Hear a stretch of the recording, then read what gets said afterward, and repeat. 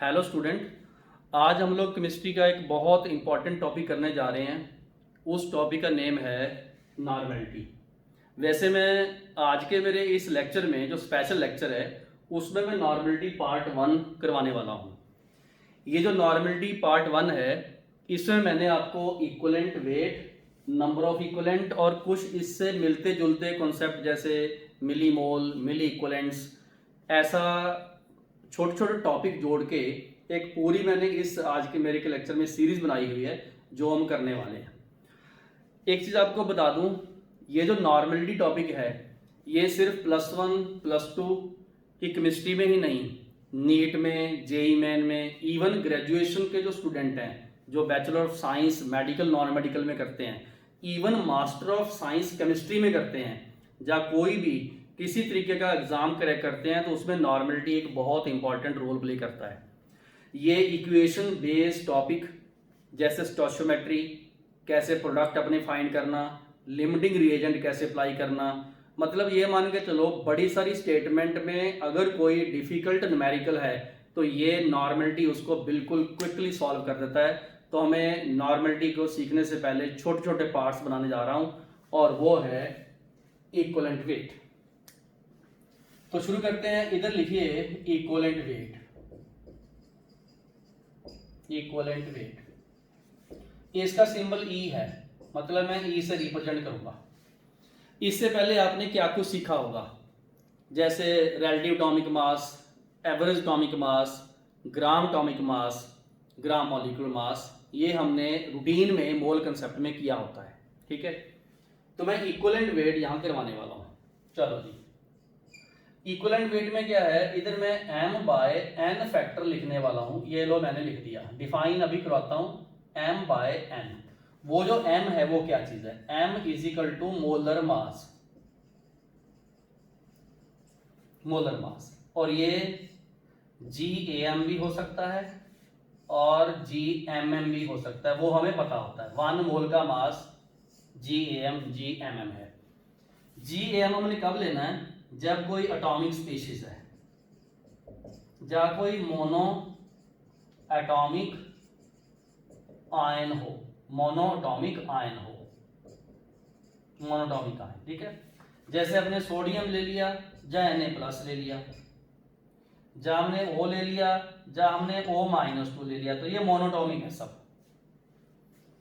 Gram molecular mass हमने कब लेना है, अगर कोई स्पीशीज मॉलिक्यूलर है, सिंपल मॉलिक्यूलर।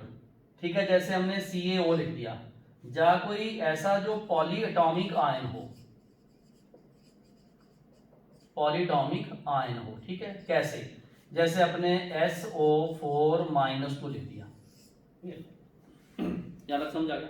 ठीक है, अब तक की डिस्कशन में आपको सिर्फ और सिर्फ ये फॉर्मूला याद रखना है। बोलो क्या, मोलर मास को n फैक्टर से डिवाइड करेंगे तो इक्वलेंट वेट आ जाएगा। बोलो क्या चीज, molar mass, gram atomic mass, gram molecular mass को n फैक्टर से डिवाइड करेंगे तो इक्वलेंट वेट आ जाएगा। ये बात समझिए। इससे एक क्रोस्टी हमारे दिमाग में आई। कौन सी क्रोस्टी, आप सबके माइंड में आई होगी। लो जी, कौन सी, ये n फैक्टर क्या है, यही ना। तो हम सबसे पहले अगर n फैक्टर देख लें तो उसमें क्या चीज है, जिसका भी आप n फैक्टर देखोगे तो वो हम लोग उसके मोलर मास से n फैक्टर को डिवाइड करके इक्वलेंट वेट आ जाएगा। लो जी, अब हम लोग n फैक्टर डिस्कस करते हैं। चलो जी, n फैक्टर डिस्कस करते हैं। यहां पर लिखिए n फैक्टर, कुछ बुक्स में इसको x फैक्टर भी बोल देते हैं। n factor. राजे, हमने जब n फैक्टर देखना है तो उससे पहले ये सोचना है कि आपने n फैक्टर किसका देखना है। लो जी, क्या n फैक्टर अपने आयन का देखना है, ऑफ आयन का देखना है, या अपने n फैक्टर किसी एसिड का देखना है, या अपने n फैक्टर किसी बेस का देखना है, या अपने n फैक्टर किसी सॉल्ट का देखना है। ठीक है ना, तो हमने n फैक्टर देखना किसका है। ठीक है, इसलिए हम लोग n फैक्टर आयन का निकालेंगे। एक चीज बता दूं, n फैक्टर एसिड को हम Na बोलते हैं, n फैक्टर बेस को हम Nb बोलते हैं। ये नॉर्मलिटी इतना इंपॉर्टेंट टॉपिक है जो हम करने जा रहे हैं अभी। आज हम इस लेक्चर में इसका पार्ट 1 करेंगे। ये आगे जाके जितने भी टाइट्रेशन के मेथड्स हैं, चाहे वो एसिड बेस टाइट्रेशन हो, चाहे वो रिडॉक्स टाइट्रेशन हो, चाहे वो इलेक्ट्रोलाइटिक टाइट्रेशन हो, ठीक है, उन सब में ये काम आता है। ठीक है जी, N factor, acid base salt. ठीक है, लो बच्चे, हम लोग 1 बाई 1 एन फैक्टर करते हैं। पहले ऐसे एरो लगा लो कि आपने देखना किसका। कुछ और कराते हुए मैं और चीजें भी ऐड करूंगा, लेकिन अभी ये देख लो कि हमने एन फैक्टर देखना किसका है। चलो, हमने एन फैक्टर देखना किसका है।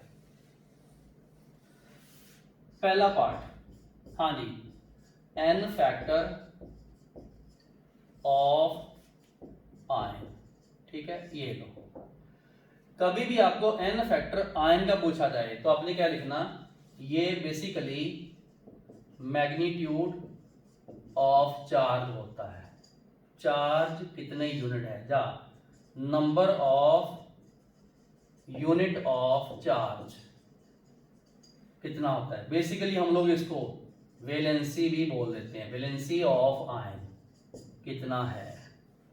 ठीक है, अब समझाता हूं ये कैसे। लो जी, देखो सोडियम प्लस है, इसके लिए हमने एन फैक्टर 1 लेना। क्यों, ये रहा 1। कैल्शियम प्लस 2 है, इसके लिए एन फैक्टर अपने 2 लेना, ये देखो 2। O माइनस 2 है, इसके लिए एन फैक्टर अपने 2 लेना, ये नहीं कि -2, नो, ओनली 2। CO3 माइनस 2, इसके लिए अपने 2 ले लेना। अगर मैं इधर SO4 माइनस 2 लिखूं तो आपने इसका 2 ले लेना, फॉलो करके। अगर मैं क्रोमियम प्लस 3 लिखता हूं तो आपने 3 ले लेना। अब बताओ मुझे इसका कितना लेना है, 3, ये लो 3। इतने सारे तो आयंस होते हैं, ठीक है, बस उसका एन फैक्टर। ओके, चाहे वो पॉलीटॉमिक आयन हो चाहे मोनोटॉमिक आयन हो, जैसे मोनोटॉमिक है, ये पॉलीटॉमिक है, कुछ भी हो, मतलब एसिड और बेसिक जो रेडिकल्स होते हैं, कैटायन और आयन, उसके ऊपर चार्ज लेना आपने। मेरे ख्याल से क्लियर है। जितना मैंने अभी करवाया इससे हम क्या सॉल्व कर सकते हैं। लॉजी, n factor of ion, magnitude of charge, number of units of charge, valency के बराबर है। अच्छा, इधर मैंने लिखा इक्विवेलेंट वेट ऑफ, इसका निकालो। करते चलते साथ साथ, वेट क्यों करें, calcium 40 divided by 2 is equal to 20, सही है। Sulphur 32 divided by 2 is equal to 16, बोलो। कार्बन कितना होता है 12, ये कितना होता है 16 इंटू 3 48, 12 60 को 2 से डिवाइड किया, आंसर क्या आया 30। लो जी, यहां तक हो गया। एंड में जब मैं सारा करवा दूंगा एक फाइनल मिक्स्ड एक्सरसाइज डालूंगा, अभी नहीं, अभी हम चलते जाए आगे। ठीक है, ओके, चलो आगे। किसी भी आयन का एन फैक्टर उसके ऊपर दिए हुए पॉजिटिव नेगेटिव चार्ज के मैग्नीट्यूड के बराबर होता है। ध्यान से समझो। लो जी, इक्विवेलेंट वेट वेरिएबल है, एक लाइन लिखो स्पेशल, इक्विवेलेंट वेट वेरिएबल है, बदल जाता है। ठीक है, इक्विवेलेंट वेट वेरिएबल है, अलग से लिखना आपने ऐसे। ये लो, जो इक्विवेलेंट वेट है वो वेरिएबल है। Gram atomic mass, gram molecular mass variable नहीं होता, इक्विवेलेंट वेट वेरिएबल है। कैसे, देखो मान लो एल्यूमिनियम है, अगर वो Al प्लस में है, अगर वो Al प्लस 2 में है, अगर वो Al प्लस 3 में है, तो हमने इनके n factor 1, n factor 2, n factor 3 ऐसे ले सकते हैं। ठीक है, बात समझ गए। मतलब जितना चार्ज होगा उसके अकॉर्डिंगली चलेगा, कोई डाउट नहीं है। ग्राम एटॉमिक मास इसका 27 ही रहेगा, बट जब एन फैक्टर 1 है तो उसके अकॉर्डिंगली चलना, ये ध्यान रखना आप लोगों ने। इक्विवेलेंट वेट वेरिएबल है, क्लियर हो गया। और ये inversely proportional to n factor है, जितना एन फैक्टर बढ़ाओगे इक्विवेलेंट वेट कम होगा। ये ध्यान रख लो, ये मैंने एक ट्रिक यहाँ लिखवाई है, ये inversely proportional to n factor है, ठीक है। एल्यूमिनियम का ग्राम टॉमिक मास 27 है, इक्विवेलेंट वेट चार्ज के अकॉर्डिंग चलता है। अब कुछ बच्चे सोचते होंगे सर देखो नॉर्मली +3 है, बट जब हम लोग एल्यूमिनियम को +3 तक लेके जाते हैं तो उसके बीच में +1 भी आता है, 3 2 भी आता है, 3 भी आता है, ये स्टेज वाइज चलता है। इसका मतलब इक्विवेलेंट वेट भी स्टेज वाइज चलता है। डन, आगे चलता हूं, ये मैंने पते की बात बता दी। नेक्स्ट, अब हम लोग इक्विवेलेंट वेट करने वाले हैं एसिड्स का। लिखो सेकंड पार्ट, लो बच्चे लिखिए क्या चीज इसमें इक्विवेलेंट वेट तो चलो निकालेंगे, n फैक्टर लिखो जी, n फैक्टर ऑफ एसिड। ये लो एसिड, सबको पता है एसिड क्या होते हैं। देखो एसिड जनरली मतलब अगर मैं मेजोरिटी ऑफ एसिड की बात करूं तो एसिड वो होते हैं जो H+ देते हैं, ठीक है। यहां लिख लो विच फर्निश H+ इन वाटर, ये लो। इसका मतलब उसका n फैक्टर जिसको मैं अभी Na बोलूंगा, ये किसके बराबर है, number of H ion given by 1 mole of acid in water, मतलब एक्वस सॉल्यूशन में वो कितने H+ फ्री करता है। और इसके लिए एक ट्रिक है, लो जी, H+ बॉन्डेड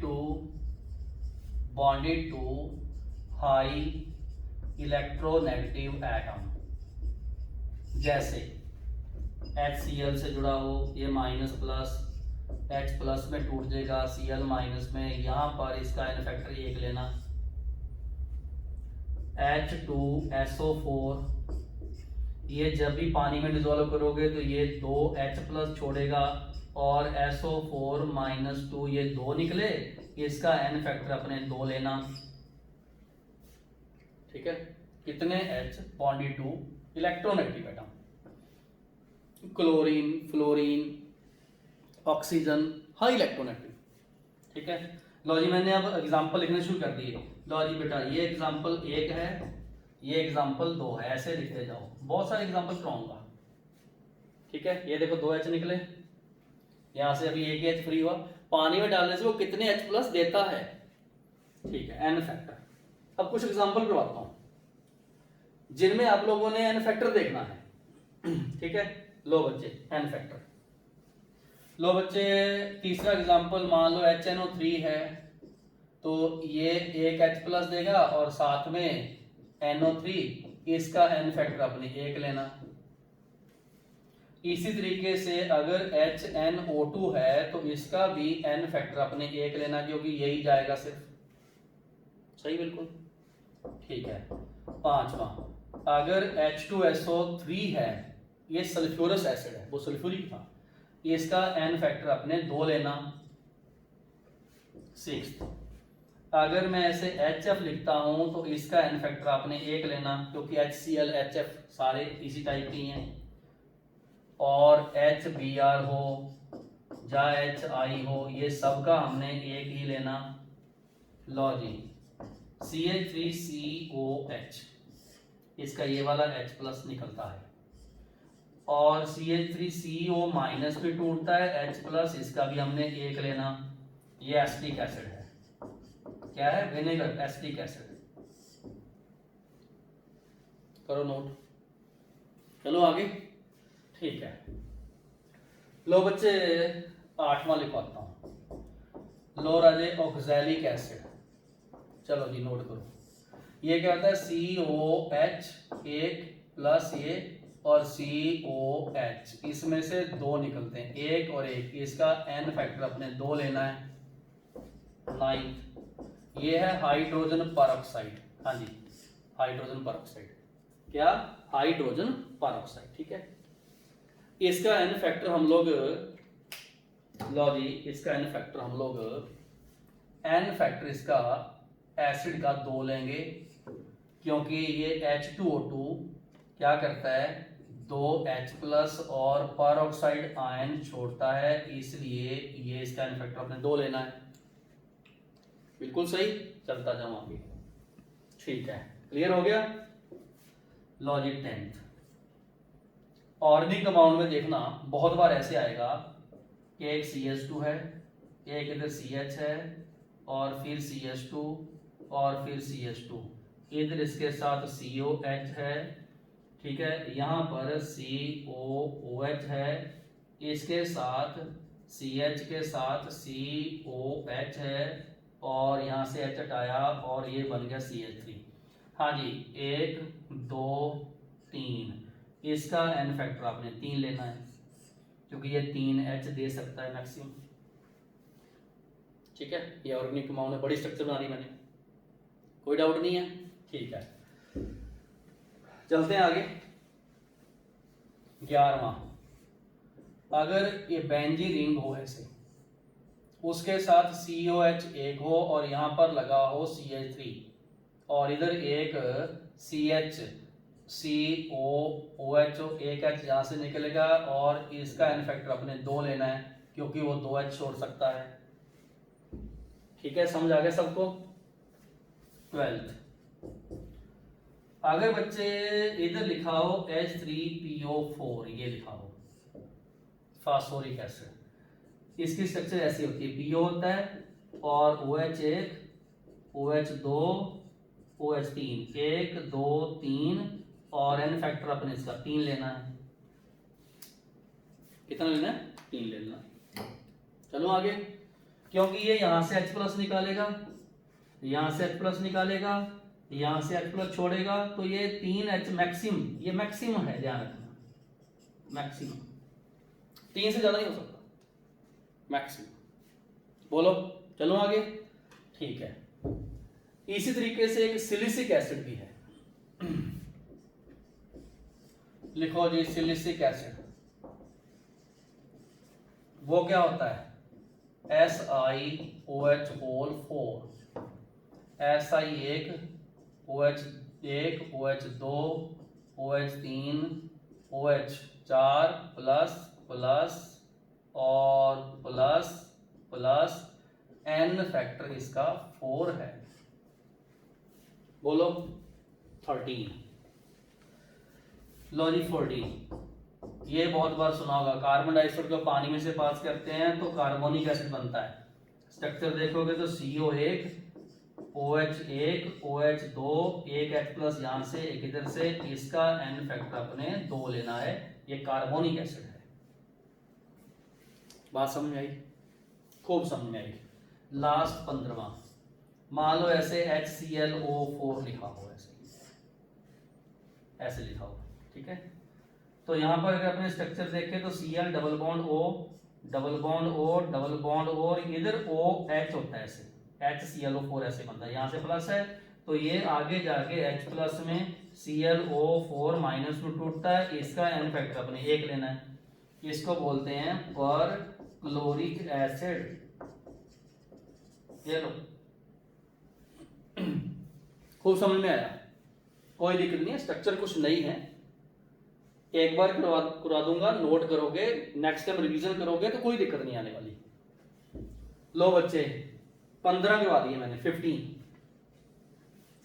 अब यहां पर कुछ एक्सेप्शन शुरू होंगी,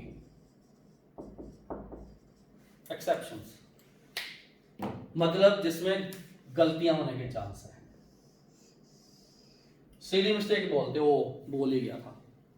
ट्रिकी क्वेश्चंस, जेई एडवांस तक के क्वेश्चन, जहाँ हायर लेवल पे जाते हैं तो जितने भी आईआईटी में आगे मास्टर्स के एडमिशन होते हैं, यूजीसी के एडमिशन होते हैं, उनमें ऐसे आते हैं एक्सेप्शंस। लॉजिक क्या एक्सेप्शंस? ठीक है, कुछ एक्सेप्शन कराता हूं, उसके एन फैक्टर निकालेंगे और फिर अपने इक्विवेलेंट वेट निकालेंगे। लॉजिक नंबर 1, देखो H3PO3 ऐसे लिखा मिला, हमने क्या किया, ये H3 देख के 3H+ निकाल के PO3 minus 3 N factor acid का 3 निकाला और क्रॉस करो, रॉन्ग है। अच्छा, इसमें ऐसी कौन सी बात होगी? 3 तो है, फिर ये रॉन्ग क्यों है, सुनो समझो इस चीज को। H3PO3 की जब स्ट्रक्चर बनाओगे, POH स्ट्रक्चर, यहां पर OH 1, OH 2, 1 2, ये वाला नहीं, ये O से जुड़ा नहीं हुआ। इसका मतलब जब ये पानी में टूटेगा तो ये 2H प्लस 1 1 छोड़ेगा और साथ में HPO3 माइनस 2। ध्यान रखना इसका n फैक्टर अपने 3 नहीं लेना, इसका हमने 2 लेना है। लो जी नोट करो, इसका नेम फास्फोरस एसिड। चलो फास्फोरस एसिड, बोलो बात समझ में आ गई, फास्फोरस एसिड। पहले एक्सेप्शन ध्यान रखना, बहुत आती है पेपर में। दूसरी एक्सेप्शन H3 रखना PO2, लगता फिर वही है नहीं, क्यों नहीं, क्योंकि इसमें PO2 में एक तो यही रहेगा, एक H आएगा और यहां पर एक और H डायरेक्टली जुड़ा होगा ऐसे, इसलिए ये वाला जो है इसको हम बोलते हैं हाइपो फास्फोरस एसिड। यहां पर एक H है, ये एक H छोड़ेगा और बाकी H2PO2 माइनस, इसका n फैक्टर हमने 3 नहीं लेना, 1 लेना, क्योंकि सिर्फ OH एक है इसका, मतलब थोड़ी स्ट्रक्चर नॉलेज, स्ट्रक्चर की नॉलेज। बोलो बात समझ में आ गई, सही हुआ। इसका n फैक्टर 1 लेना है, इसको देख के 3 नहीं लेना। इसका मतलब जो पिछले वाले थे उसकी स्ट्रक्चर नहीं बनाई, कोई दिक्कत नहीं है, वो सब में OH बॉन्ड थे। मतलब अगर आपके मन में ऐसी क्यूरियोसिटी आती हो कि सर पिछले वाले में आप लोगों ने जो सीधे डायरेक्टली जितने H लिख दिए, तो ये देखो H2SO4 की जब स्ट्रक्चर बनाओगे तो O double bond O, OH and OH है, बिल्कुल ये 1 और 1 2 वैसे भी निकलना ही था। जहां एक्सपेक्टेड से गलत आ रही है वहां हम स्ट्रक्चर का जो है वो हेल्प ले रहे हैं, स्ट्रक्चर की हेल्प ले रहे हैं, ठीक है। 2 होगी। लो जी तीसरी H3BO3, इसको बोलते हैं बोरिक एसिड। लिखो, इसका हमने n फैक्टर दिखता तो 3 है, लेकिन हमने इसका 1 ही लेना है। वो क्यों, क्योंकि जब हम H3BO3 को पानी में ऐड करते हैं तो बनता क्या है, BOH4 माइनस, और ये छोड़ता ही सिर्फ एक H प्लस है 1, इसीलिए 1 लेना, छोड़ता ही एक है, ठीक है। ये बोरिक एसिड है, ये एक ही छोड़ता है, मतलब थोड़ी प्रैक्टिकल नॉलेज। चौथे नंबर पे समझ आ रहा है, कोई दिक्कत नहीं है, बिल्कुल इजी है, कोई प्रॉब्लम नहीं है, बिल्कुल समझ में आपको आ रहा है, सारी चीजें बिल्कुल परफेक्ट है। बोरिक एसिड का हमने n फैक्टर इसका लेना है, समझ आ रहा है सबको, ठीक है। लो जी अभी तक हमने ये कुछ एक्सेप्शंस देखी हैं, और इनके बेस पे अगर मैं इक्विवेलेंट वेट निकालने चाहूं तो मुझे लगता कोई दिक्कत नहीं है। H2SO4 का equivalent weight 98 divided by 2 is equal to 49 आएगा, क्योंकि H2SO4 में ये 2 है और 98 इसका मोलर मास है। समझ में आ गया, मतलब अगर मुझे इक्विवेलेंट वेट एसिड निकालना है तो मोलर मास ऑफ एसिड को n फैक्टर एसिड से डिवाइड करूंगा, उसके हिसाब से ये सही है। पूरे आज के मेरे इस लेक्चर में जहां भी n फैक्टर 1 आ गया उस केस में इक्विवेलेंट वेट और मॉलिक्यूलर मास बराबर रखते हैं। ये तो बेस है, नहीं इसका n फैक्टर जितना भी इसका मोलर मास होगा, देखो H3PO3 है, 3 ये हो गए, 31 ये हो गए, 48 ये हो गए, समझ आ गया। और ये दोनों मिला के हो गए 34, ये हो गए 48 और ये हो गए 82। मतलब यहां पर 82 को 3 से डिवाइड करूं या कितने से, गलती नहीं करनी, 2 से, 2 से आंसर 41 है। समझ आ गया? ठीक है। लो जी, हमने एसिड्स के इक्विवेलेंट वेट निकालने सीख लिए क्योंकि हमने उनका एन फैक्टर देख लिया, उनका एन फैक्टर देख लिया। अब एसिड के बाद क्या आते हैं? बेस। लो जी, थर्ड पार्ट लिखो। एसिड हो गए, बेस। प्रैक्टिस के टाइम में कुछ और मैं लिखाऊंगा। लो जी, N factor of base, normally इसको एन बी लिखेंगे, N factor of base, B for base. Generally base क्या होते हैं? बेस तो वो होते हैं जो एल्कली, जो पानी में OH देते हैं। लिखो जी, बेस क्या होते हैं? ये क्या करते हैं? Furnishes the OH minus in aq solution. इसका मतलब इस केस में एन फैक्टर क्या होगा? Number of OH minus ion. ये OH माइनस, ठीक है, आयन फ्रॉम, ऐसे लिखो, फ्रॉम 1 मोल ऑफ एल्कली। और एल्कली क्या होते हैं? ये मेटल के हाइड्रोक्साइड होते हैं, मेटल के हाइड्रोक्साइड। मान लो एक मेटल का हाइड्रोक्साइड MOH होल X है, ठीक है, उसका एन फैक्टर अपने X ले लेना, ये वाला, जितने भी OH देगा। एग्जांपल करो, बेस OH देता है पानी में, OH आयन 1 मोल से कितने निकलते हैं? Number of OH। मेटल के हाइड्रोक्साइड्स में एल्यूमिनियम का हाइड्रोक्साइड, कैल्शियम का हाइड्रोक्साइड, सोडियम का हाइड्रोक्साइड, आयरन का हाइड्रोक्साइड, उनके एन फैक्टर हमने करने हैं, ठीक है। लो जी, इनके एग्जांपल लिखो जी। एग्जांपल, एल्कली मेटल सुने हुए सब में, यहां पर लिखिए example of NB, alkali metal, ठीक है, MOH से रिप्रेजेंट किए जाते हैं, सबके एन फैक्टर 1 होते हैं। जैसे लिथियम हाइड्रोक्साइड, सोडियम का हाइड्रोक्साइड, रिबीडियम का हाइड्रोक्साइड, पोटेशियम का हाइड्रोक्साइड, या कोई भी metal hydroxide, lithium, sodium, potassium, rubidium, caesium, सब, ठीक है। अब आ गया एल्केलाइन अर्थ मेटल। कौन से? Alkaline earth metal. उनके फॉर्मूले होते हैं MOH ट्वाइस, इनका एन फैक्टर हमने 2 लेना होता है। जैसे कैल्शियम का हाइड्रोक्साइड, मैग्नीशियम हाइड्रोक्साइड, उसी में calcium, magnesium, strontium hydroxide, barium hydroxide, हमने सबका 2 लेना होता है, क्योंकि ये 2 जो हैं वो 2 OH देता है। मतलब आप अगर कैल्शियम की बात करोगे तो कैल्शियम हाइड्रोक्साइड जब भी पानी में डिसॉल्व करोगे तो ये 2 OH देगा, इसीलिए तो ये इसका ये रहा,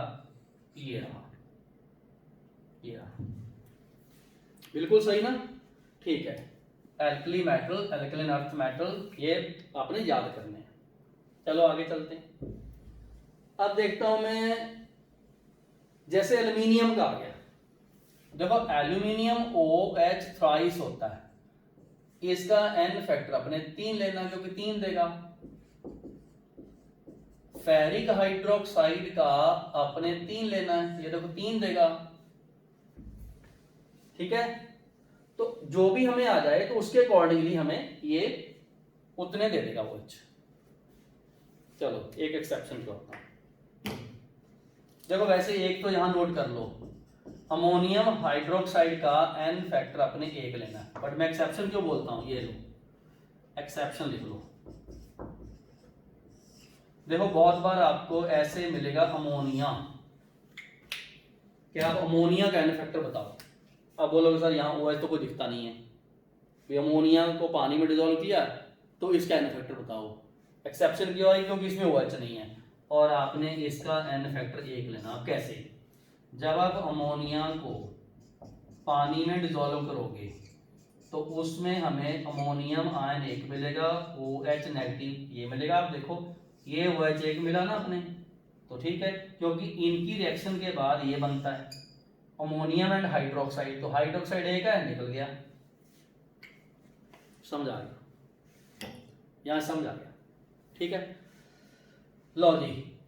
अब हम लोग कुछ प्रैक्टिस करते हैं कि एन फैक्टर निकालने की। ये मैंने एक चीज बताई है कि इसके इस टाइप की भी चीजें हमने करनी है। लो बच्चे करते हैं शुरू, करें शुरू। कैल्शियम हाइड्रोक्साइड का एन फैक्टर देखो, इसमें कोई डाउट नहीं, मैं m/2 लिखूंगा। एक काम करो, कैल्शियम हाइड्रोक्साइड में ये 40 है, 40। OH कितना होता है? 17, 2 × 17, 40 + 34 = 74, 74/2 = 37। नोट करो, बोलो ठीक है ना? क्लियर हो गया? चलो जी, आयन के हो गए, एसिड के हो गए, इसके हो गए, बेस के हो गए, आगे भी चलते जाते हैं, अपने इक्विवेलेंट वेट निकालते जाते हैं। ठीक है, लॉजिक क्लियर हो गया हमें। एक कंपाउंड है CH2, यहां पर NH2 है, फिर इधर C, इसमें भी NH2 है, ये रहा, आगे जाके फिर NH2 एक, और उसके बाद CH2, CH2 और ये रहा NH2। पूछा इसका एन फैक्टर बताओ। सबसे पहले ये बेस कहां से है? OH तो है नहीं। ध्यान रखना, जहां पर भी NH2 ग्रुप आ जाए, ये लो, जहां पर भी NH2 ग्रुप आ जाए, अगर आप लोग इनको पानी में डिसॉल्व करोगे तो पानी का H+ OH आयन टूटेगा और H+ इसके ऊपर, इसके ऊपर, इसके ऊपर, इनके ऊपर जाएगा। पानी के 4 मोल होंगे, ये भी 4 आएंगे और 4 ये फ्री हो जाएंगे, और एंड में बनेगा क्या? लो जी, जैसे अमोनियम नहीं बना था, ये प्लस बन जाएगा CH2CH, और ये बन जाएगा NH3+, और फिर CH NH3+, फिर आगे CH2 और ये रहा NH3+। अब जितने प्लस बनते हैं, ये देखो बने ना, उतने ही यहाँ पर OH- बनेंगे, तो 4 बने। तो इसका हमने एन फैक्टर कितना लिया? मैं अलग से, अलग कलर से लिखता हूँ। तो इसका एन फैक्टर मैंने क्या लिया? एन फैक्टर मैंने 4 लिया, क्योंकि इसने एट द एंड 4 OH छोड़े। जितने NH2 ग्रुप हो अमोनियम, NH3 से NH2 बनते हैं, उतने ही वो एन फैक्टर देगा। चलो ये बात यहां खत्म हुई।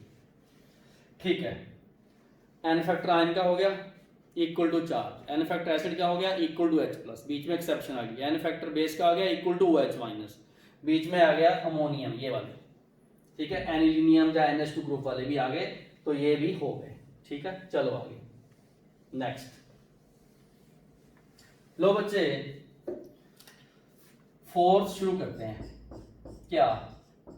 N factor of salt. देखो, जहाँ एसिड होते हैं, जहाँ बेस होते हैं, जहाँ सॉल्ट होते हैं, जहाँ आयन होते हैं, पूरी केमिस्ट्री मैटर इस फॉर्म में लिखते हैं। ठीक है, सॉल्ट को रिप्रेजेंट करने का तरीका M, जहाँ ऐसे लिख दूं AXBY, ये सॉल्ट है, जनरल फॉर्मूला सॉल्ट का है। ठीक है, कैसे? देखो, इसमें ये Y A की वैलेंसी है, A+Y। ठीक है, और ये जो X है, ये B की वैलेंसी है, माइनस है। ये बात ठीक है? जब आप इस पूरे, ये 1 मोल है इसका, 1 मोल को आयन में तोड़ोगे तो यहां पर X आएगा और यहां पर Y आएगा। आपको समझाता हूं कैसे। लो जी, मान लो हमने Al2SO4 होल थ्राइस ऐसे लिखा, तो इसका मैंने 1 मोल लिया। ये पक्का एल्यूमिनियम सल्फेट है, एल्यूमिनियम सल्फेट है। जब मैं इसको पानी में डिसॉल्व करूंगा, जब जनरली तोड़ूंगा आयंस में, इसके 1 मोल में मुझे Al2 लिखा ना, तो 2 तो मिलेंगे मुझे Al+3 के। +3 कैसे, ये 3 लगा हुआ है 1 मोल से, और 3 मुझे मिलेंगे क्या, SO4 -2। समझ आ गया? समझ लो ध्यान से। सॉल्ट में कभी भी आपको n फैक्टर निकालना हो तो x इंटू वाई होता है, ये ध्यान रखो। दो जी, मतलब x into y, x into y. हमने इधर चाहे इसका ले लो चाहे इसका ले लो, ये बेसिकली क्या होता है, total number of units of positive और नेगेटिव चार्ज। यूनिट्स मतलब सिर्फ मैग्नीट्यूड देखना आपने, ठीक है। समझने की बात क्या है, देखो Al2SO4 होल था, इसमें 1 के ऊपर +3 है, 2 के ऊपर कितने हो गए, +6। सल्फेट में कितने हैं, 1 के ऊपर -2, 3 के ऊपर -6, तो हमने ये 6 लेना, चाहे ये ले लो चाहे ये ले लो। कहने का मतलब इस एल्यूमिनियम सल्फेट का n फैक्टर हमने 6 लेना है। बेसिकली कुछ नहीं है, x को y से मल्टीप्लाई, 2 को 3 से, 3 को 2 से, इसमें y 3 है, x यहाँ पर 2 है, इसमें x 2 है, y यहाँ पर 3 है, तो किसी का भी ले सकती हो, ये सॉल्ट है, ठीक है। n factor x into y. Total number of units of positive और, एंड नहीं और, मतलब या तो प्लस वाला ले लो या माइनस वाला ले लो, मतलब चार्ज नहीं देखना, सिर्फ अपने मैग्नीट्यूड देखना, ये ले लो चाहे ये ले लो, क्योंकि बराबर होते हैं। एक सॉल्ट में पॉजिटिव नेगेटिव चार्ज बराबर होते हैं। बोलो फॉलो करके, बहुत पते की बात बताई मैंने। सॉल्ट में n फैक्टर जो भी कितने यूनिट पॉजिटिव चार्ज या नेगेटिव चार्ज है उसका मैग्नीट्यूड होता है टोटल 1 मोल में से, और 1 मोल में कितना आएगा, x इंटू वाई। अब करके देखते हैं, कईयों का निकालते हैं ना कुछ का। लो जी, हमें पता है NaCl एक सॉल्ट है, इसका n फैक्टर 1 है, वो क्यों, माइनस प्लस 1 ही ले लो, ठीक है, क्लियर हो गया। कैल्शियम क्लोराइड, इसका n फैक्टर 2 है, वो क्यों, सोचो ऐसा क्यों, 2 क्यों आया, क्योंकि जब इसके आयन बनाओगे तो यहां पर आएगा Ca+2 और 2 Cl माइनस आएंगे, यहाँ 1 लगा 2 है, और यहाँ -1 2 है, 2 ही आया। अगर आप AlCl3 देखते हो तो इसका n फैक्टर 3 है, 3 है इसका, लिख लो।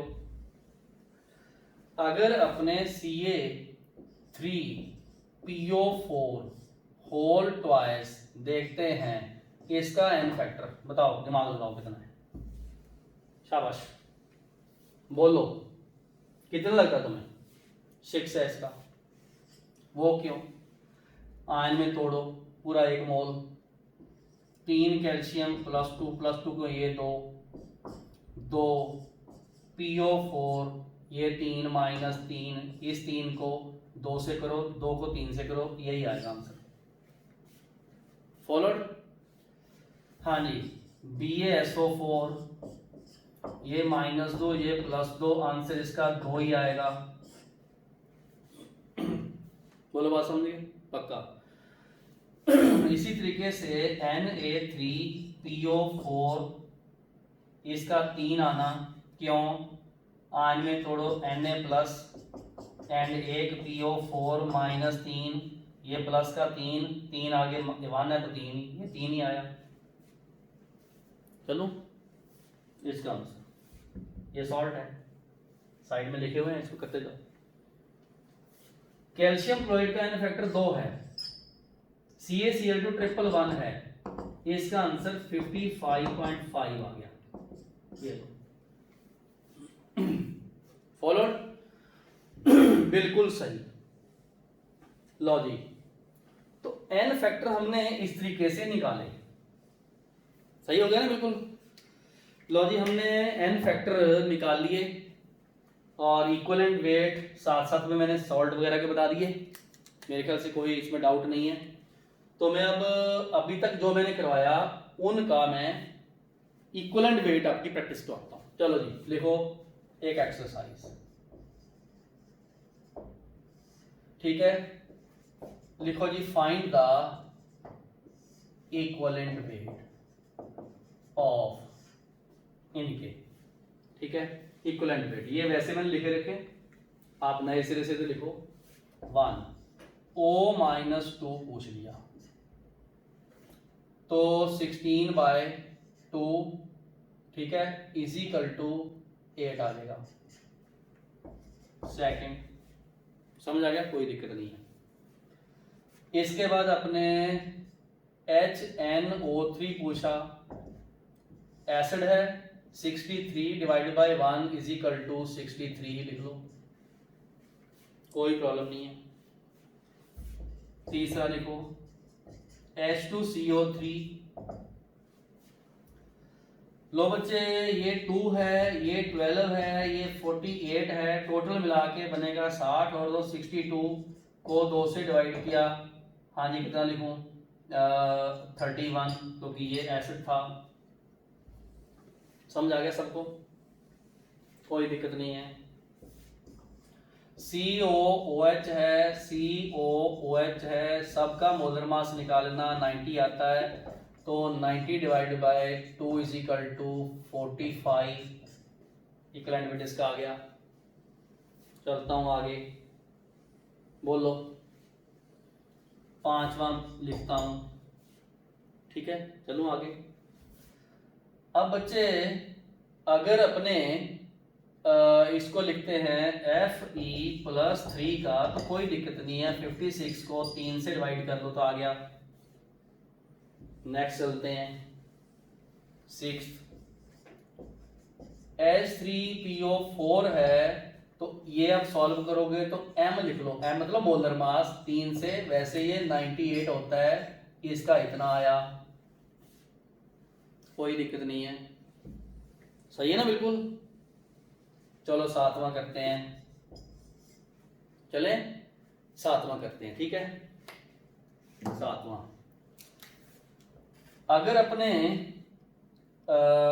ऐसे लिखते हैं Na2HPO3, मान लो इसका मोलर मास M है, तो कितने से डिवाइड करें, ठीक है। लो जी, जब इसको मोल्स में तोड़ोगे तो यहाँ पर आपको 2Na+ मिलेंगे और HPO3-2 मिलेगा। आपने 2 से डिवाइड करना, जो भी इसका मोलर मास होगा 2 से डिवाइड करना। फॉलोड, पक्का, बिल्कुल सही। तो ये हमने n फैक्टर कुछ आयंस के निकाले हैं, और आप लोग एक बार रीचेक कर लो कि मैंने इनके n फैक्टर एक बार निकाल दिए। और बेटा आगे चलते हैं हम लोग, ठीक है। तो n फैक्टर हमने निकाल लिए। अब बच्चे n फैक्टर से इक्वलेंट वेट निकल चुके हैं इन सब के। अब जो नई चीज करवाने वाला हूं वो है कि अगर अपने इक्वलेंट वेट किसी ऑक्साइड के निकालने हैं तो कैसे। नई चीज लिखो जी। पहला किसका था, आयंस का। दूसरा किसका था, एसिड्स का। तीसरा किसका था, बेस का। चौथा किसका था, सॉल्ट का। पांचवा किसका है, ये लो, पांचवा केस है। अब बच्चे, अब मैं equivalent weight of element in oxides बताने वाला हूं। ऑक्साइड्स एक ध्यान रखना, कोई भी दुनिया में ऑक्साइड हो उसका फॉर्मूला ये होता है E2OX, ऐसे होता है, जनरल फॉर्मूला ये होता है। वो क्यों, हमें नहीं पता इस एलिमेंट E का चार्ज X है जो भी, और O हमें पता -2 ही रहता है। 2 इधर लेके जाओगे, 2 को इधर लेके जाओगे, X से जाएगा तो यही बनेगा। फॉलो करके, ठीक है, मेरे ख्याल से कोई दिक्कत नहीं है। Okay, equivalent weight of element in oxide, oxide का ये फार्मूला है। ये एलिमेंट है, एलिमेंट ध्यान रखना, इक्विवेलेंट वेट नहीं, ये एलिमेंट है, ठीक है। हमने एलिमेंट का इक्विवेलेंट वेट निकालना, तो E इज इक्वल टू, ठीक है, जो भी उसका GAM होगा, एलिमेंट का तो GAM ही होता है, उसको आपने x से डिवाइड करना और वो x ये होगा,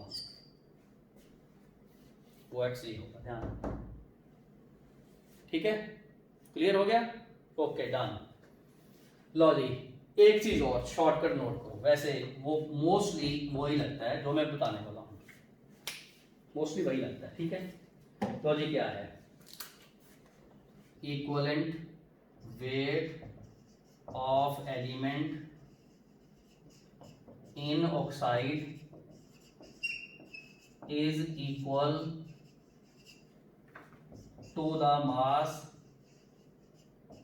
in grams which combine with the 8.0 gram of oxygen। ये लो, मतलब ऑक्साइड में तो ऑक्सीजन आएगा, फार्मूला उसका ये होगा, ये इसका शॉर्टकट है, ध्यान रखना, अभी शॉर्टकट ये है, इस चक्कर से बाहर निकल जाओगे आप लोग, ठीक है। Equivalent weight of element in oxide is equal to the mass in grams which combine with 8 gram of oxygen, इससे 8 ग्राम ऑक्सीजन, इससे एक फॉर्मूला बनता है, क्या बनता है, फॉर्मूला। लो जी, ये इक्विवेलेंट वेट है E of element is equal to, ये वाला W है of element, weight of the element, ये वाला है वेट ऑफ ऑक्सीजन, इनटू 8 करना, ये इसका आएगा, ये लो ऐसे।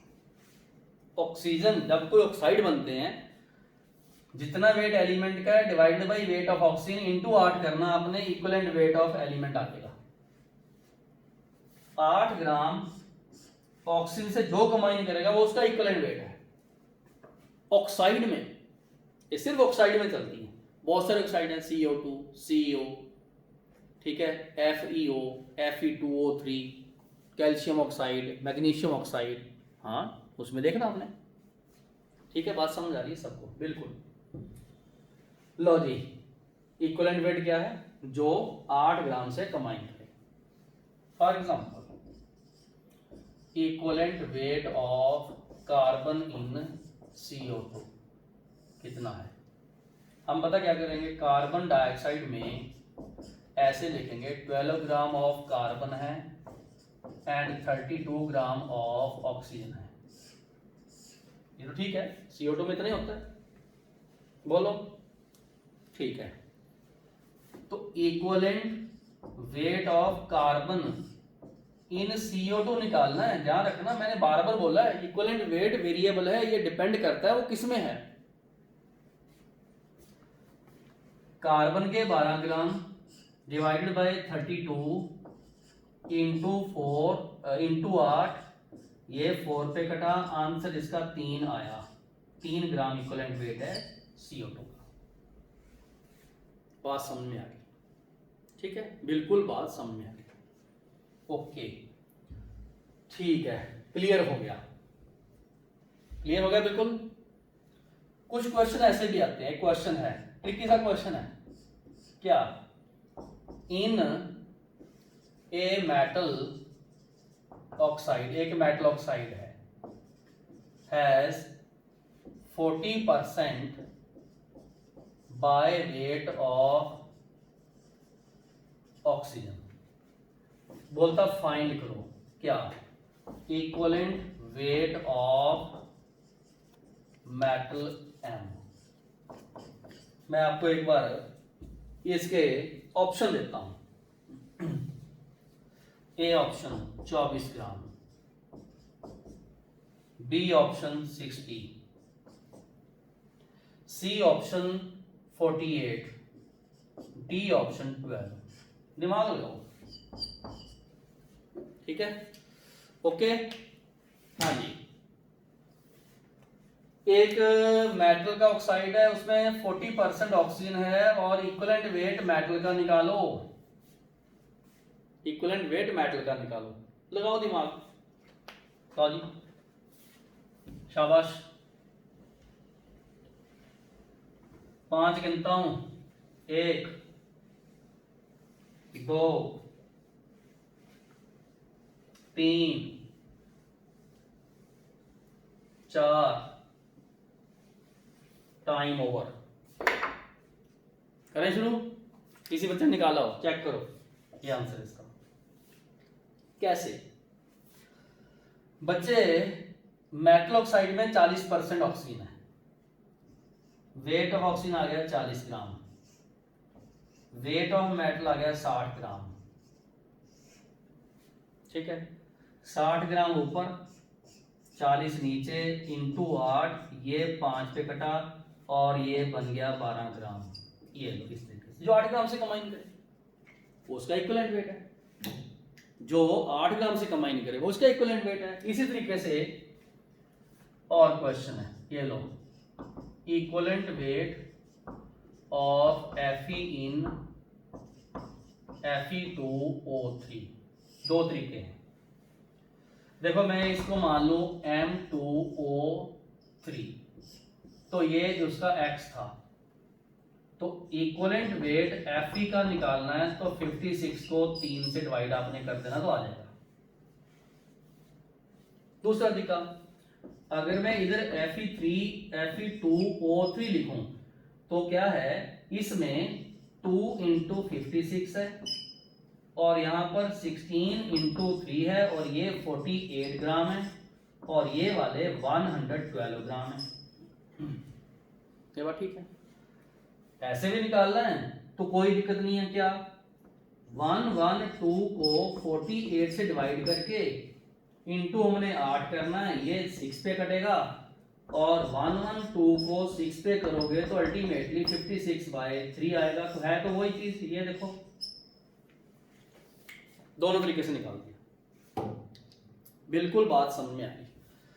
लो जी, ऑक्साइड्स में किसी एलिमेंट का, चाहे मेटल है चाहे नॉन मेटल है, उसका इक्विवेलेंट वेट जो ऑक्सीजन के 8 ग्राम से कंबाइन करे उसके बराबर होता है। ध्यान से नोट करना, ठीक है जी। लो बच्चे, इक्विवेलेंट वेट ऑक्साइड्स में निकाल दिए, इक्विवेलेंट वेट्स हमने इसमें एसिड में निकाल दिए, बेस में निकाल दिए, सॉल्ट में निकाल दिए, ये सब खत्म हो गए इक्विवेलेंट वेट। चलो आगे चलते हैं, ठीक है।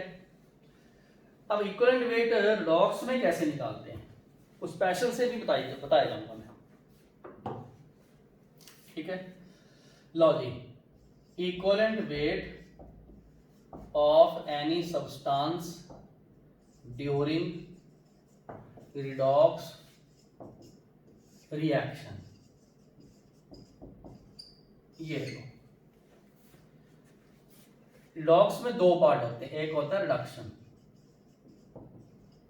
एक होता है ऑक्सीडेशन। ध्यान से समझ लो, रिडक्शन का मतलब होता है गेन ऑफ इलेक्ट्रॉन, इसका मतलब होता है लॉस ऑफ इलेक्ट्रॉन। ठीक है, समझ लिया? ओके, देखो इक्विवेलेंट वेट निकालना है, हमें तो पक्का पता ही है कि equivalent weight is equal to molar mass divided by n factor,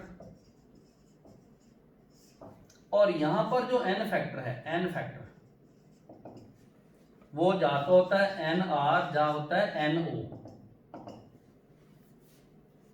are. Reduction में number of electron gain, number of electron lost, कितने इलेक्ट्रॉन गेन हुए, कितने इलेक्ट्रॉन लॉस हुए उस केस में। ठीक है, बात समझ लो ध्यान से। ये हमने अप्लाई कैसे करनी है, रिडक्शन में या ऑक्सीडेशन में, अभी समझाता हूं, कोई दिक्कत नहीं है बिल्कुल। लॉजिक कैसे करना हमने, मान लो आपको ये पूछा कि m है, वो m प्लस n में चेंज हो गया, उसने n इलेक्ट्रॉन छोड़े। आप सोचो कैसे, एल्यूमिनियम है, वो Al प्लस 3 में चेंज हो गया, 3 इलेक्ट्रॉन छोड़े, तो ये छोड़ने वाले को बोलते हैं अपने ऑक्सीडेशन। लो जी, क्या बोलते हैं ऑक्सीडेशन, कोई दिक्कत नहीं। तुम्हें ये पूछा equivalent weight of aluminium in this reaction निकालो, पूरी रिएक्शन में। तो हमने क्या करना, 27/3 करके 9 निकाल देना, 9, क्योंकि ये 3 इलेक्ट्रॉन छोड़े, कोई दिक्कत नहीं है। इसी तरीके से अगर O ने 2 इलेक्ट्रॉन गेन किए, O-2 में चेंज हुआ, तो ये गेन किए इसने, और यहां पर इक्विवेलेंट वेट N रिडक्शन है तो R आएगा, इसमें 2 आएगा। तो जब ऑक्सीजन का हम लोग इक्विवेलेंट वेट निकालेंगे तो 16/2 8 आएगा, ये रिडक्शन में है, कितना चेंज हुआ, ठीक है, चेंज इन ऑक्सीडेशन नंबर, ठीक है। ये मैंने कुछ एक्स्ट्रा बातें बताई, इनका हम लोग यूज करेंगे, ध्यान रखना हमने इनका यूज करना है। लो जी, अब बच्चे इक्विवेलेंट वेट आ गए, एन फैक्टर आ गए, सबकी पूरी प्रैक्टिस होगी। हम लोग जो नेक्स्ट टॉपिक अभी करने वाले हैं पार्ट 2 इसी का ही, वो है नंबर ऑफ इक्विवेलेंट्स। लिखिए, लो बच्चे लिखो नंबर ऑफ इक्विवेलेंट्स। यस, आज का part 2 number of equivalents, number of equivalents, number कितने होते हैं। पहले क्या निकाला हमने, इक्विवेलेंट वेट। थोड़ी सी इसकी बैकग्राउंड पे जाता हूं, बैकग्राउंड पे अगर आपको याद हो, क्या हम लोग ऐसे निकालते थे, नंबर ऑफ मोल निकालते थे ना, क्या था, वेट ओवर मोलर मास, ये क्या था, GAM या GMM। इतना तो बच्चे को पता ही है कि गिवन वेट को उसके मोलर मास से डिवाइड कर दो, नंबर ऑफ मोल आते हैं, नंबर है ना ये। अब आ गया नंबर ऑफ इक्विवेलेंट, वो क्या थे, नंबर ऑफ मोल। जब मैंने नंबर ऑफ इक्विवेलेंट निकालने हैं तो मैंने वेट को डिवाइड तो करना, तभी नंबर आएंगे। अब यहां पर मैंने इक्विवेलेंट वेट से डिवाइड करना, equivalent weight of substance, weight of substance, बस ये ध्यान रखना, इक्विवेलेंट वेट से डिवाइड करना। इक्विवेलेंट वेट से डिवाइड करोगे तो number of equivalent, molar mass से डिवाइड करोगे तो नंबर ऑफ मोल, ठीक है। लो जी, नंबर ऑफ इक्विवेलेंट्स अगर निकालने हो तो गिवन वेट को इक्विवेलेंट वेट से डिवाइड करो, सही है बच्चे। इक्विवेलेंट वेट किसके इक्वल है, जो इसका मोलर मास है n फैक्टर से, यही पता है ना अपने को। तो इसका मतलब वेट को molar mass into n factor कर दो, ये तो बात ठीक है। ये तो नंबर ऑफ मोल है, इसका मतलब कभी भी अपने नंबर ऑफ इक्विवेलेंट्स ये निकालने हो तो कुछ नहीं करना, अपने नंबर ऑफ मोल निकाल लेना अपने पुराने वाले मेथड से, उसको n फैक्टर से मल्टीप्लाई कर देना। ये हमने शॉर्टकट सीखा है। लो जी, दिस इज ए शॉर्टकट। बोलो क्या, फिर से बोलिए मेरे साथ साथ। हाँ जी, नंबर ऑफ इक्विवेलेंट निकालने हो तो number of mole into n factor. अब n फैक्टर क्या है देख लेना, आयन का है, एसिड का है, बेस का है, सॉल्ट का है, या किसी ऑक्साइड का है। अब धीरे धीरे किसी लेक्चर में आपको क्लोराइड के, हाइड्राइड के बताऊंगा, चिंता वाली बात नहीं है। मोल निकालना, मोल मतलब ये सिंपल सी बात, नंबर ऑफ इक्विवेलेंट निकालने हैं तो weight over molar mass into n factor. बस इसमें ट्रिक सिर्फ n फैक्टर की ट्रिक है, जो आपको मेरे इस लेक्चर में मैंने मैक्सिमम टाइम इस पे लगाया है, मैक्सिमम टाइम n फैक्टर। बिल्कुल डन। चलो जी, क्वेश्चन करते हैं अब, नंबर ऑफ इक्विवेलेंट कैसे निकालते हैं। लो जी, नंबर ऑफ इक्विवेलेंट निकालने हमने, करते हैं शुरू। लिखो, find the number of equivalents in these, ऊपर हेडिंग लिख लो। लो बच्चे, ऐसे लाइन लगाता हूं, फाइंड द, हाँ जी, find the number of equivalents in these, कौन से, फर्स्ट 4.9, ऐसे लिख लो, 4.9 ग्राम ऑफ H2SO4 में कितने इक्विवेलेंट हैं। वेरी सिंपल, 4.9 मास है। H2SO4 का मोलर मास होता है 98, 2 इसका एन फैक्टर है, ये 49 पे जाएगा। आंसर इसका 0.1 इक्वलेंट्स, बिल्कुल सही। ये लो, हो गया सॉल्व, पहला सॉल्व हो गया। दूसरा करता हूं, 22.2 ग्राम ऑफ CaCl2 में 22.2 को मोलर मास से डिवाइड करना, 111 इंटू 2 इसका एन फैक्टर है, क्यों यहां पर +2 -2 है। लो जी, ये वाली सारी वैल्यू 0.2 इंटू 2 0.4 इक्वलेंट्स आएगी, इतने इक्वलेंट्स आएंगे, कोई डाउट नहीं, बिल्कुल सही। बोलो समझ आ गया, बिल्कुल सही। ये 0.2 है, ठीक है ना, डेसिमल इधर होता है 2 होती है, 0.2 इंटू 2 इज इक्वल टू 0.4, बिल्कुल ओके। आगे चलता हूं, नेक्स्ट। लो जी, हम लोग आगे चलते हैं, कोई दिक्कत नहीं है, नेक्स्ट चलते हैं अपने तीसरा ग्राफ, ठीक है। तीसरा ये है कि 50 ग्राम ऑफ H3PO3 में कितने इक्वलेंट्स हैं। ये 50 है, इसको सॉल्व करो, ये 3 है, ये 31 है, ये 48 है, ये वाला 34 हो गया, ये 48 है, सारा मिला के 82 हो गया। 82 इंटू, बोलो H3, गलत 2 है क्योंकि ये एक्सेप्शन थी। इसको डिवाइड करोगे 41 आएगा, मतलब 50/41 इक्वलेंट्स, पक्का डन। ये भी सॉल्व हो गया। चलता हूं आगे, एक और करवाता हूं। लो बच्चे, हाँ जी, 4th Na2HPO3 के 20 ग्राम हैं, उसमें नंबर ऑफ इक्वलेंट्स निकालो। ठीक है, 20 ग्राम है, मोलर मास इनटू, अब ध्यान रखो इसका, देखो अगर इसको आयंस में तोड़ गए, सॉल्ट है, इसमें 2 आपको Na+ मिलेंगे और प्लस मिलेगा H3, यहाँ PO4 लिख दो प्लीज, ठीक है। तो HPO4 -2 है, तभी तो यहाँ 2 लगाइए वाला। तो ये सॉल्ट में पॉजिटिव चार्ज और यहाँ नेगेटिव चार्ज 2 से करना। इसका अगर आप वेट निकालना चाहते हो मुझे कोई दिक्कत नहीं है, ये 46 आएगा और ये 1 आएगा, ये 31 आएगा और ये 64 आएगा। ये सारा सॉल्व करके आपने यहाँ रख लेना, तो ये निकल जाएगा, कोई दिक्कत नहीं है। नंबर ऑफ इक्वलेंट्स आ गए, ठीक है। लो बच्चे, नंबर ऑफ इक्वलेंट्स हमने कर ली है अभी तक। कुछ सिंपल सी बात है, एन फैक्टर ढूंढ लो, हो जाएगा, ठीक है। एक और करवा दो, यहाँ 5वां लिखिए, ठीक है। 3.7 ग्राम ऑफ कैल्शियम हाइड्रोक्साइड में नंबर ऑफ इक्वलेंट्स निकालने हैं, सही।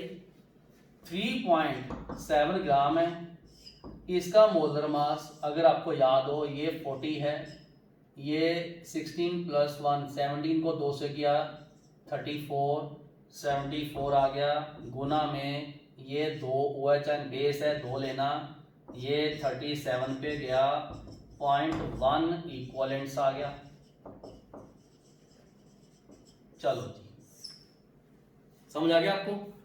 नंबर ऑफ इक्वलेंट्स निकालने हैं तो क्या करना, गिवन वेट को इक्वलेंट वेट से करना, या सिंपली नंबर ऑफ मोल निकालो, एन फैक्टर से मल्टीप्लाई करो, बिल्कुल सही हो गया। लो जी, ये पार्ट मैंने खत्म किया, ठीक है। छोटा सा एक तीसरा पार्ट इसके साथ मिलता जुलता, कौन सा, नोट करो वो भी कौन सा है, वो है नंबर ऑफ मिली इक्वलेंट्स कैसे निकालते हैं। लो जी, नंबर ऑफ मिली इक्वलेंट्स कैसे निकालते हैं, ठीक है। लो बच्चे, तीसरा पार्ट क्या है, नंबर ऑफ MEQ, मतलब पूरा लिख लो, मिली इक्वलेंट्स कैसे निकालते हैं, MEQ मिली इक्विवेलेंट्स, ठीक है, कैसे निकालते हैं। देखो बहुत सिंपल सी बात है, पहले इजी से मेथड बताऊंगा। देखो यहाँ पर 1 लीटर है, उसमें क्या आते हैं 1000 मिलीलीटर, मतलब मिलीलीटर निकालने हो तो जो भी है उस मिलीलीटर को 1000 से मल्टीप्लाई कर दो तो अपने आप आ जाएंगे, ये बात ठीक है। 1 ग्राम में 1000 मिलीग्राम होते हैं कि नहीं,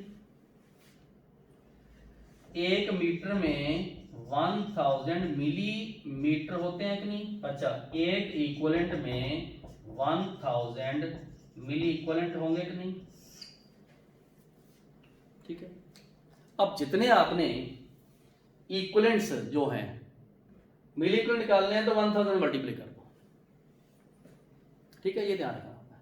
ओके, क्लियर हो गया, बिल्कुल क्लियर, ठीक है। तो अगर अपने मिली इक्विवेलेंट निकालने हैं, क्या करना, मिली इक्विवेलेंट निकालने हैं, ठीक है। तो 1 लीटर में इतने मिलीलीटर हैं, 1 ग्राम में इतने मिलीग्राम होते हैं, 1 मीटर में इतने मिलीमीटर होते हैं, और एक इक्विवेलेंट में 1000 मिली इक्विवेलेंट होते हैं। बिल्कुल समझ में आ गया, ठीक है। मतलब 1000 से मल्टीप्लाई करना आपने, जितने भी इक्विवेलेंट होंगे उसको आपने 1000 से मल्टीप्लाई कर देना। नंबर ऑफ लॉरी नंबर ऑफ मिली इक्विवेलेंट निकालना, तो क्या करना आपने, नंबर ऑफ जो इक्विवेलेंट्स होंगे उसको आपने 1000 से मल्टीप्लाई करना, तो ये MEQ आ जाएंगे। इसका मतलब अगर आपने नंबर ऑफ इक्विवेलेंट्स निकालने हैं तो जितने MEQ होंगे, ठीक है, वो हमने 1000 से डिवाइड कर देना तो इक्विवेलेंट आ जाएंगे। बोलो सही है, क्लियर हो गया, नोट कर लो। मिली इक्विवेलेंट निकालने हैं, जितने इक्विवेलेंट है उसको 1000 से कर दो, और मुझे लगता है कोई दिक्कत नहीं है इसमें। वेट को molar mass into n factor into 1000 करना आपने तो MEQ आ जाएंगे, बिल्कुल सिंपल, ठीक है। क्योंकि ये तो इक्विवेलेंट्स थे और 1000 से मल्टीप्लाई किया, मिली इक्विवेलेंट आ गए। क्लियर हो गया, बिल्कुल याद रखना आप लोगों ने बस, ठीक है। एक क्वेश्चन कराता हूं, चलो जी क्वेश्चन कराता हूं, लिखो बच्चे क्वेश्चन। हाँ जी, इसमें आपने ये लिखना कि find the number of MEQ of BaCl2 if number of mole of BaCl2 are 0.2, कितने मोल हैं, तो इसके MEQ निकालो, कोई दिक्कत नहीं है। अगर मैंने MEQ निकालना है तो मैं क्या करता हूँ, weight by m into n factor into 1000 करता होता हूँ। ये मोल है, ये नंबर ऑफ मोल है, इंटू n फैक्टर इंटू 1000। मोल आपको 2 दे रखे हैं, 0.2 n फैक्टर बेरियम क्लोराइड का, ये +2 ये -2, 2 इंटू 1000, ये 0.4 400 आ गया MEQ, ये लो, हाँ जी 400 MEQs है, कितने 400 MEQs आ गए इसके, ठीक है। तो मैंने आपको ये MEQs का कॉन्सेप्ट भी बता दिया, ठीक है। लो बच्चे, बहुत इंपॉर्टेंट चीज हमने की है अभी तक। एक चीज और यहां पर आपको मोलैरिटी के कॉन्सेप्ट से भी समझा दूं, लिखो जी, कुछ एक एक्स्ट्रा कॉन्सेप्ट है। क्या याद है आपको, मोलैरिटी जब भी निकालते हैं हम लोग, उसमें हम लोग क्या लिखते हैं, number of mole divided by volume in millilitre into 1000 लिखा मैंने, बोलो ठीक है, सही लिखा मैंने, बिल्कुल सही। तो अगर अपने नंबर ऑफ मोल n भी लिखते हैं निकालना माने, तो molarity into volume in millilitre divided by 1000 लिखता हूं। ठीक है, फ्यूचर में ध्यान रखना, molarity into volume in millilitre हो तो उसको हम मिली मोल बोलते हैं। मिली मोल बेसिकली क्या होता है, जितने भी मोल हैं उसको 1000 से मल्टीप्लाई कर दो तो मिली मोल होते हैं।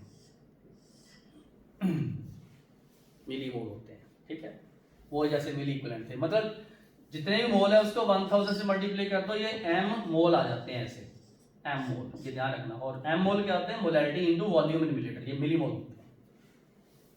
बोलोगे समझ गए? ठीक है, काम की बात एक और बताता हूं, कौन सी, सुनो ध्यान से। अगर आपने MEQ निकालने हैं तो मिली मोल को, जो मिली मोल है उसको n फैक्टर से डायरेक्टली मल्टीप्लाई कर दो तो MEQ आ जाते हैं। ये लो, डायरेक्टली कर दो, डायरेक्टली, मतलब मोलैरिटी को वॉल्यूम इन मिलीलीटर से करके इंटू n फैक्टर से मल्टीप्लाई कर दो तो हमारे पास MEQ आ जाते हैं। क्या आ जाते हैं? MEQ, मिली इक्विवेलेंट्स। ध्यान रखना, क्वेश्चन डालता हूं फिर करने अपने, ये उतार लो सारा। ये जो मोलैरिटी हम करते हैं उससे रिलेटेड है, मोलैरिटी से मिली इक्विवेलेंट निकालने हैं तो मिली मोल इंटू n फैक्टर, वही n फैक्टर एसिड का, बेस का, सॉल्ट का, ऐसे कुछ। चलो जी, अब मैं जो क्वेश्चन कराने वाला हूं वो आपने नोट करना, लिखो जी, number of milliequivalent of CaOH twice if volume of solution is 200 milliliter and molarity of solution is 0.4 m। हमें पूछे MEQ कितने हैं। लो जी, MEQ, ये फॉर्मूला मिटाऊंगा नहीं, बिल्कुल गलत नहीं मिटाऊंगा। नंबर ऑफ मिली इक्विवेलेंट लिख लो, MEQ is equal to molarity 0.4 into volume in millilitre 200 into n factor इसका 2। समझाया? ये 0.4 है, ये 2 है, 0.8 इंटू 200। कितना आया इसका आंसर? इसका आंसर है 160 MEQ। ये लो, इतना आया, ठीक है, MEQ। लो बच्चे, I hope you have really enjoyed this topic. This is a special lecture, not only for +1 student but also for +2 graduation वाले बच्चे, इवन MSc वाले बच्चे, UGC नेट क्लियर करने वाले बच्चे, जिन्होंने हायर लेवल की स्टडी में भी कोई भी कंपटीशन क्रैक करना, उन सब के लिए भी, ठीक है। मतलब फ्यूचर में केमिस्ट्री लैब के काम में आप इवन सॉल्यूशन भी प्रिपेयर करते हो, उनमें भी इक्वेशन का कोई भी फंसा हुआ न्यूमेरिकल इससे निकलेगा। लेकिन इसका पार्ट 2 जरूर सुनना आपने, ऐसे नहीं कि सोचो कि आज वाले में निकल जाएगा, पार्ट 2 पक्का सुनना, क्योंकि पार्ट 2 में इसी को अप्लाई करूंगा नॉर्मलिटी में, फिर ट्रिक सिखाऊंगा। जिन बच्चों को मेरा ये लेक्चर बहुत पसंद आया, सबसे पहले इस वीडियो को आपने लाइक करना है, पक्का कर दो, बाद में सोचना, कर दो। उसके बाद मेरे इस चैनल को, फोटोन एजुकेशन चैनल को सब्सक्राइब करो। जितनी भी फ्यूचर में आपको मैं बहुत अच्छी वाली वीडियो, ठीक है, अपलोड करने वाला हूं, ताकि आपको इससे भी बेटर वीडियो मिल सके। क्लियर हो गया? तीसरी बात है कि हमारी एक फोटोन ऐप है, इस वीडियो के नीचे फोटोन ऐप का लिंक डिस्क्रिप्शन में लिंक है। फोटोन ऐप कैसे डाउनलोड करनी है, किस तरीके से, कोई भी आपने केमिस्ट्री रिलेटेड नए नए कॉन्सेप्ट सीखने हैं, बहुत सारे कॉन्सेप्ट हम लोग इस फोटोन में अपलोड करते रहते हैं। कभी भी आपको नई वीडियो आएगी तो आपको उसका नोटिफिकेशन आ जाएगा। तो आपने फोटोन ऐप जो डाउनलोड करनी है, और मेरा ये व्हाट्सएप नंबर है, केमिस्ट्री से रिलेटेड कोई भी डाउट मेरे से पूछ सकते हो। लाइक जरूर करो, सब्सक्राइब जरूर करो। ओके, तो मेरे साथ जुड़े रहिए पार्ट नंबर 2 इसके स्पेशल लेक्चर के लिए। कोई भी बच्चा केमिस्ट्री रिलेटेड है तो thanks for joining Photon classes and have a nice day, take care.